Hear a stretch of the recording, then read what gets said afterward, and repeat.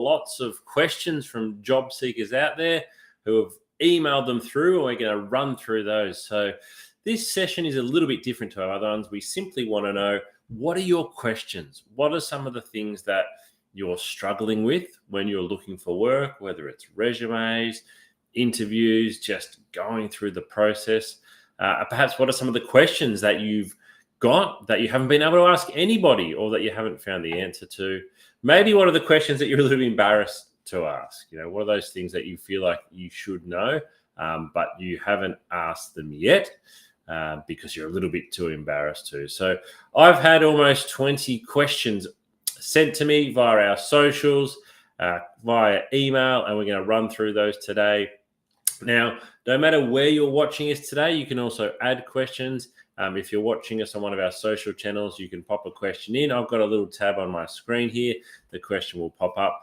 If you're watching us on one of your partner platforms too, you'll see that either next to the video or below, there's a space there where you can either type in a question that I can read out. You can do so anonymously, or you might even just type in a comment. Let me know what you're thinking as I go through today's questions. So we are coming to you completely live. Obviously, it is Friday morning, the 21st of August. I'm in regional Victoria. I'll be in Brisbane next week. Looking forward to getting out of Victoria in the middle of winter. But let's jump in. And I've categorized sort of the questions that I've been sent via email and through Messenger into sort of 5 or 6 categories. And I'm going to go through them sort of in groups, because that will help in many ways for it to flow on and make a lot of sense. So the first question is, James, I'm unemployed at the moment. How many jobs should I be applying for each week? This is a great question. This is a question that actually has a lot of layers to it. The reason I say that is, when you are unemployed, people feel often many different things. Some people feel highly motivated and they want to get out there as quick as they can, and they want to apply for as many jobs as possible. For other people, it's a very different experience. You might be really struggling with your mental health. You might be really struggling with your self-esteem. And if that is you, can I let you know you're not alone? We have a video on our platform called Looking After Your Mental Health When Looking for Work. And in my 20 plus years in recruitment, I've seen the most confident people lose their job or end their employment, and it changes who they are, because particularly for males, identity is tied up into employment. But back to the question, how many jobs should you be applying for per week? So I have a strong rule here that you need to protect your time. So I don't want you spending 8 hours a day at your desk applying for jobs. I don't want you picking up your phone every 10 minutes and just scrolling through Seek and seeing if there's any job alerts. I want you to structure your time, and so that you are having time where this is job application time and this is not job application time. And when it's not job application time, we're exercising, going for a walk, we're cooking, we're doing things that we enjoy. We're not just always scrolling on our phones. Now, each application that you put in needs to be tailored. You need to have read the advertisement and understood it. You need to have researched the company and made sure it's a place that you're going to work. You need to have looked up the key people in those organizations. You need to have customized your resume so that your resume is speaking specifically to the duties and the responsibilities that are in the advertisement. And you also need to have written a custom cover letter specifically stating why you are a great candidate for that role. So with all those things in mind, my recommendation is that you should be applying for a maximum of 2 jobs per day. 2 jobs per day. If you do that Monday to Friday, that is, hopefully you got the maths, 10 jobs per week. On the weekend, I don't want you applying for any jobs at all.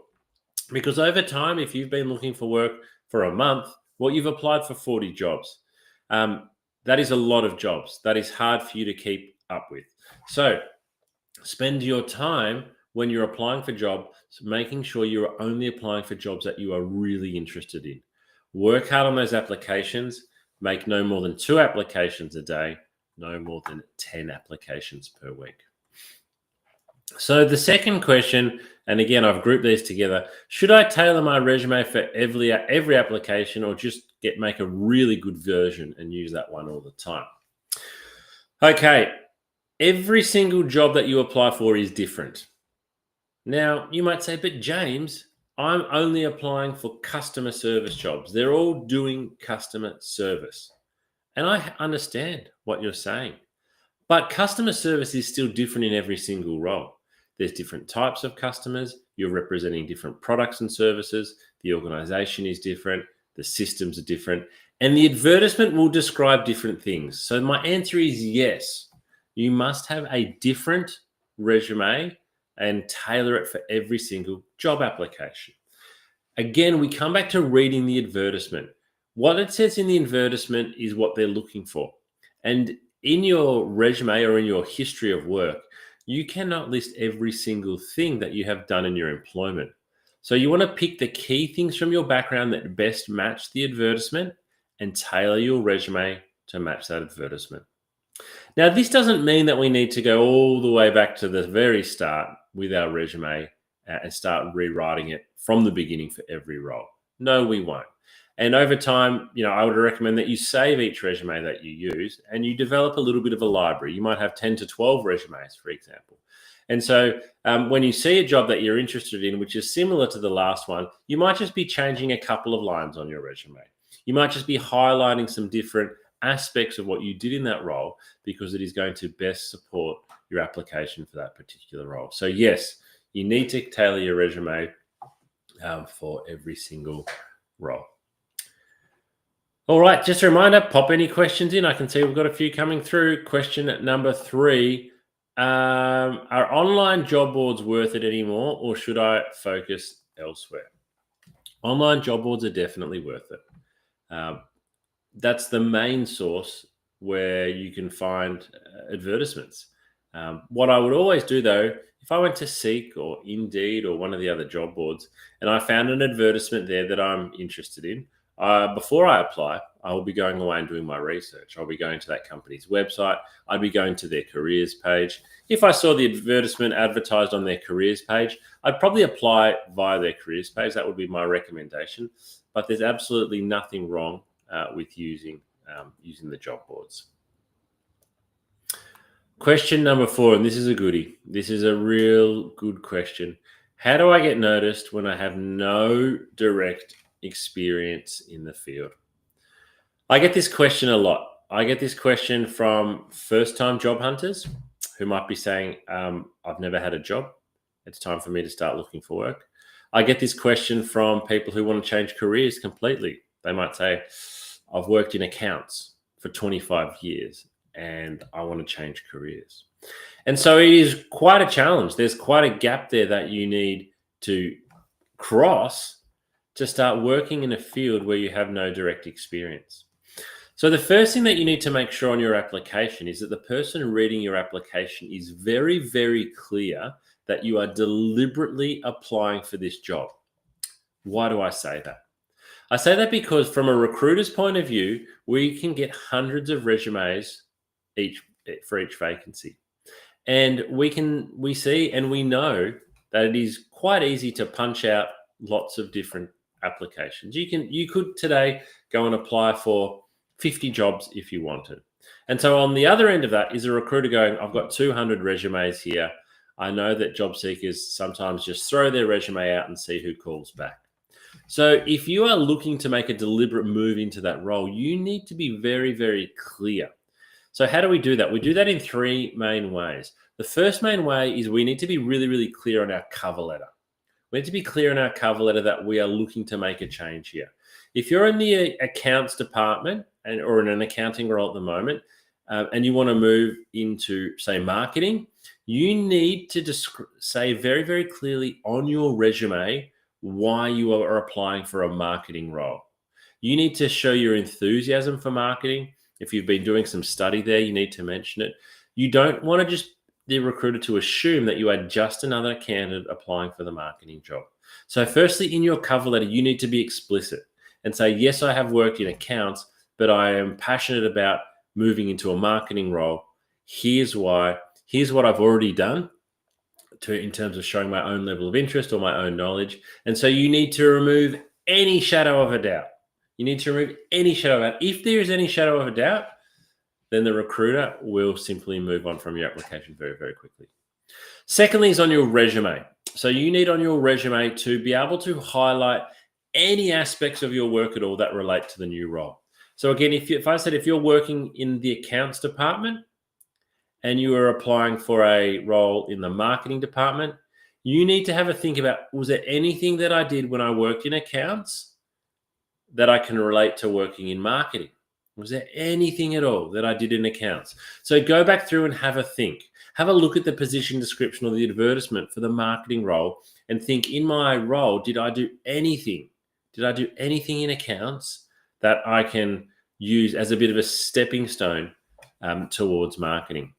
If you have started to study marketing, or if you have been involved in any projects that involve marketing, include those on your resumes as well.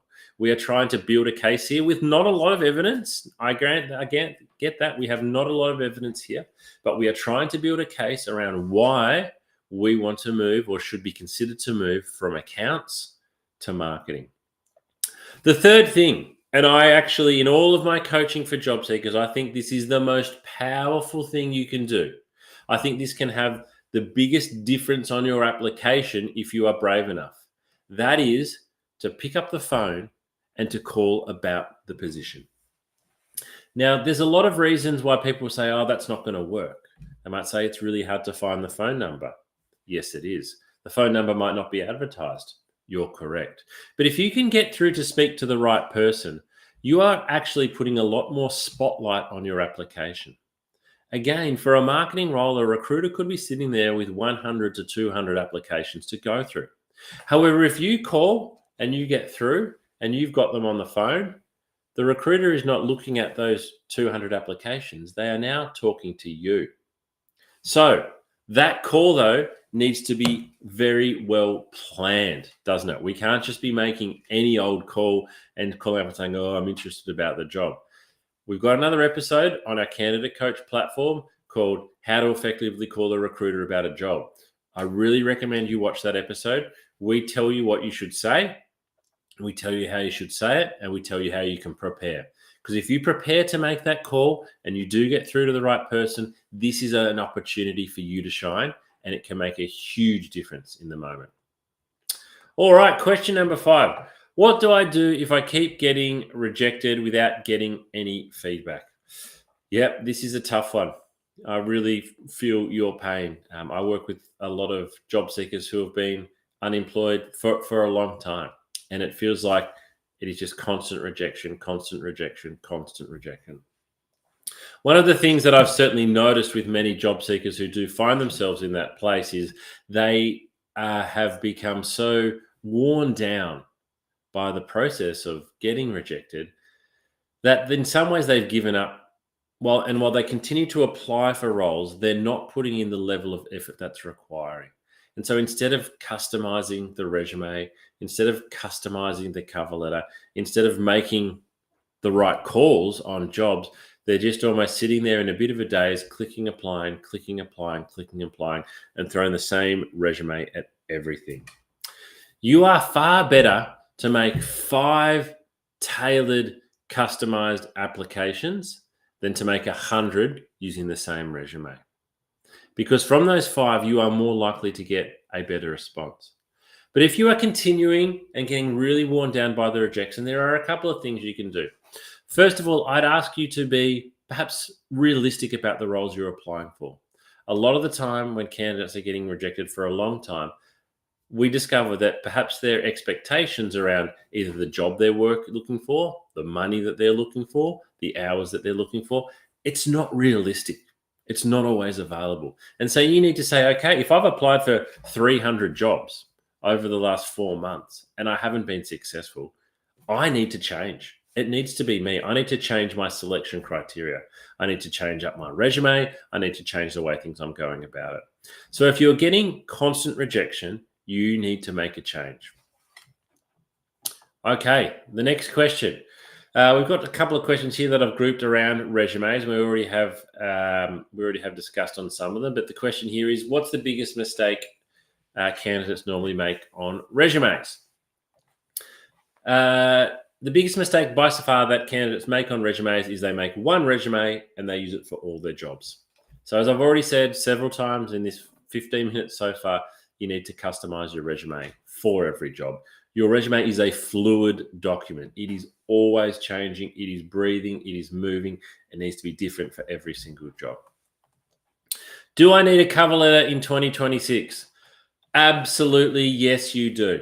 I started recruitment in 2005, and I remember in that first year reading an article that cover letters were dead, that resumes were dead, and that nobody reads them. Cover letters are not dead, like resumes are not dead. And if you think about it, when you're applying for a job, you can normally only submit two things: a resume and a cover letter. So why you not submit a cover letter, I really don't understand. You're sort of passing on an opportunity. Yes, it might not get read every single time, but what if someone's looking at your application and they go to look for a cover letter and there's not one there? Again, we've got lots of coaching on how to do it, create a great cover letter. And so I'd really recommend that you go and watch that episode. People think cover letters take a long time.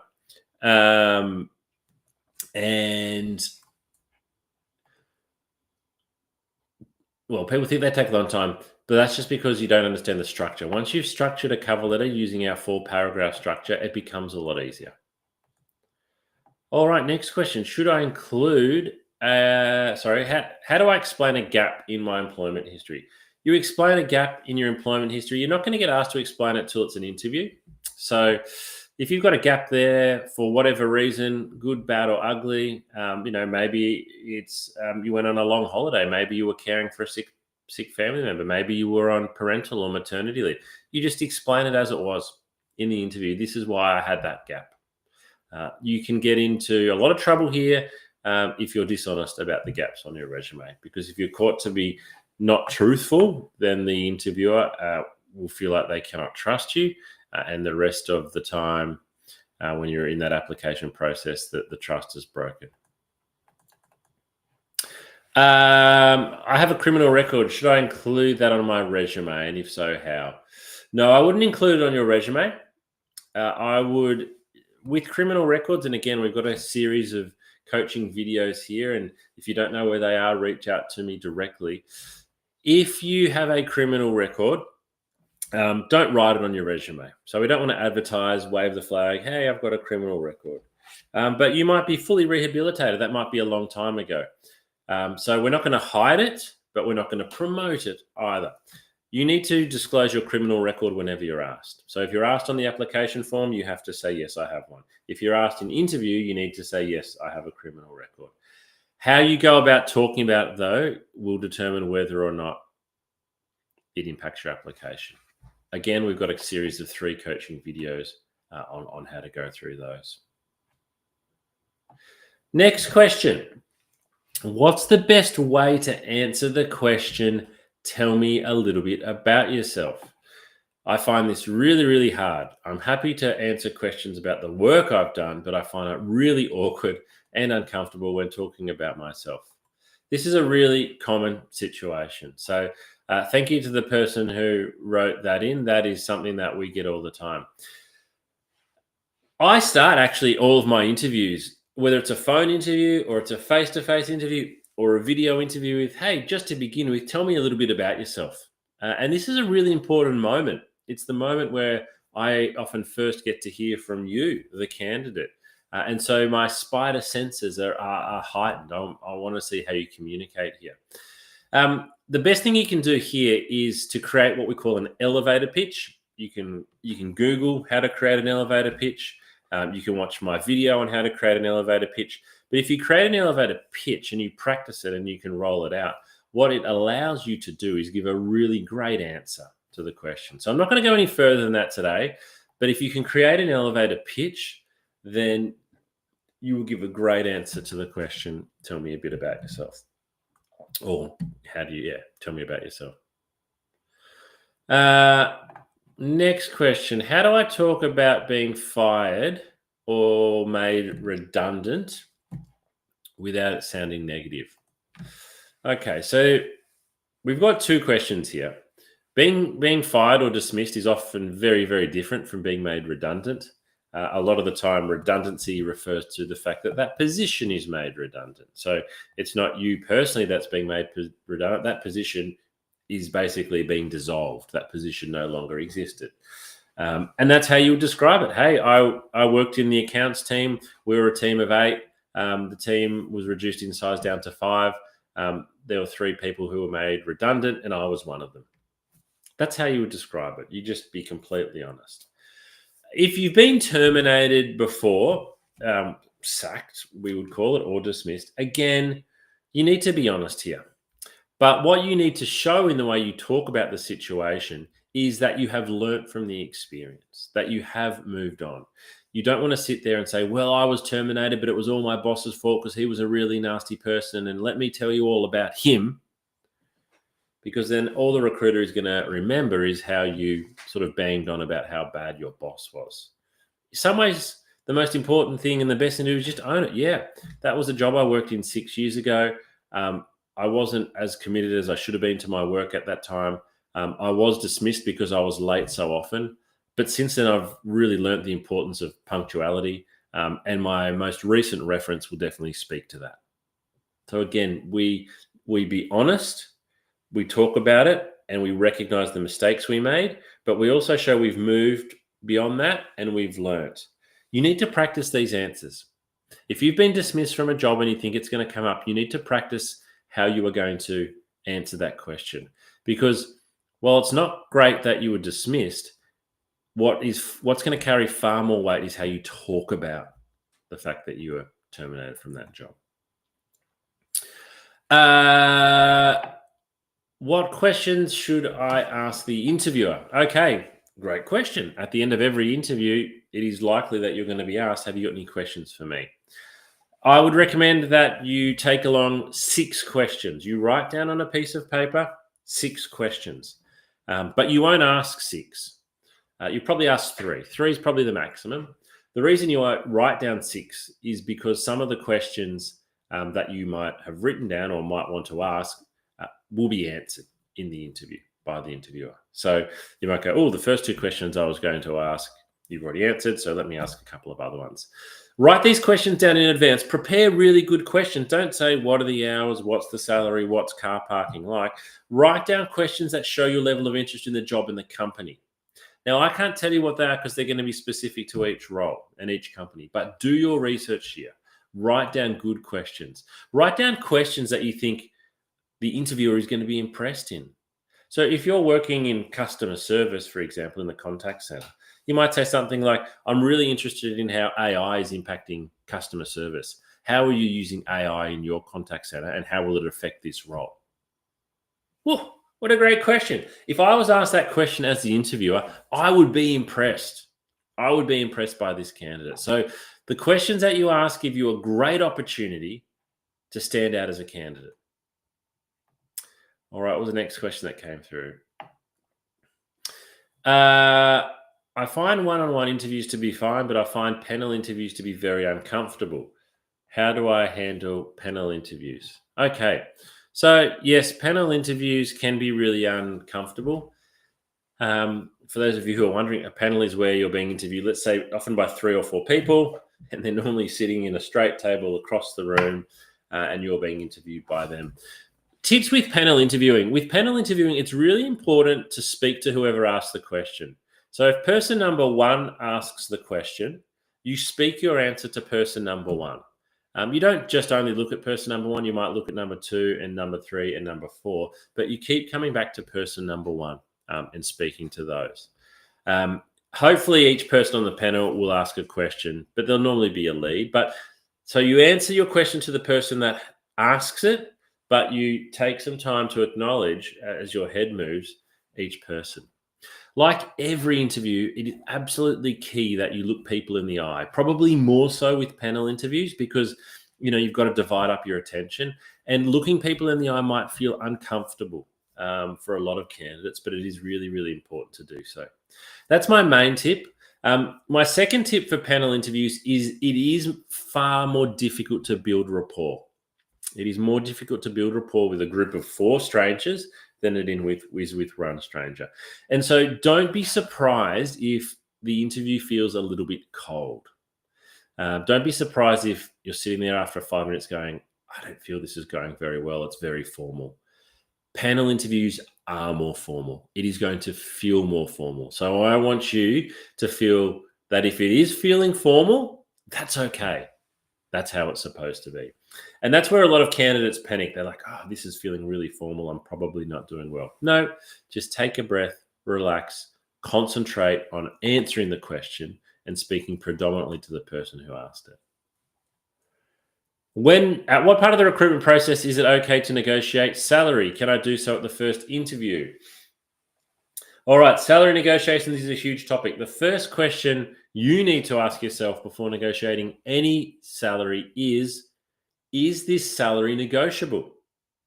What do I mean by that? Well, if you're applying for, say, a government organization, the salary is not negotiable. It's already set. If you're applying for an organization that have clearly stated they pay award wages, the salary is not negotiable. It's already set.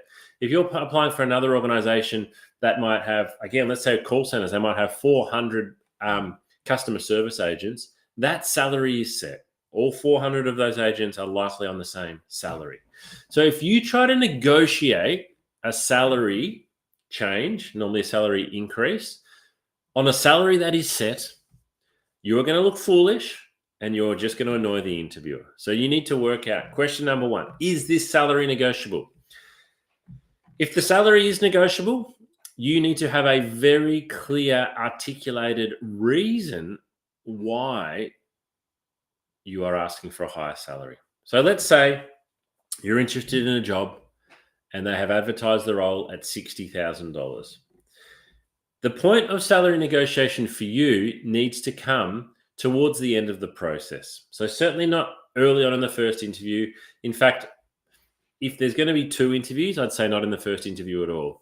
The reason being is you want to have impressed them as much as possible before you ask for a higher salary. But you also need to consider, is the salary on offer fair and reasonable? What do other jobs offer? Have a look on Seek. If all the other jobs offer 60,000 and you want to ask for 70, you're going to be up against it. But you need to show why. Why are you going to be worth $10,000 more than what the employer is wanting to pay? And you can't just say because I'm good at my job. You can't just say because I want more money or I've got costs. That's not the employer's responsibility. You need to show why you're above and beyond great for this role. So if it's a sales role, for example, you need to show that you've got exceptional sales skills and you've got exceptional sales results. If it's a payroll position, you need to show that you've got excellent qualifications that are above and beyond. So you need to show that you're above and beyond the qualifications. All right, and our final question for today's workshop is, how do I know? And it's a flow on from our salary question. How do I know if a job offer is actually a good deal? So I want you to go back and jump on your Candidate Coach platform. We've got a couple of early episodes on, creating a framework for yourself. We use a pyramid on the key things for you that are important in your next job. So you need to have your own key selection criteria. What is important to me as the job seeker? What am I looking for? It's going to include salary. Yes, absolutely. It's going to probably include the type of work, the location, the flexibility. So you need to weigh up all of those things. What I would encourage you to do, though, is not to get lost in the money. I've seen many candidates find their dream job at their preferred company and they're desperate and they're wanting $70,000 and the employer offers them $68,000 and they turn it down. They turn down the dream job at their dream company because they were so hell-bent on getting to $70,000. And so for the sake of $2,000 before tax, they turn it down and they always regret it a month or two later. So salary is important. Don't get me wrong. I'm not working for free. You're not working for free, but you've got to look at the whole picture. That's the end of today's workshop. Just a reminder to jump on our Candidate Coach platform. Reach out to me directly if you don't have any access to that, and I'll provide it to you. Good luck with your job hunting.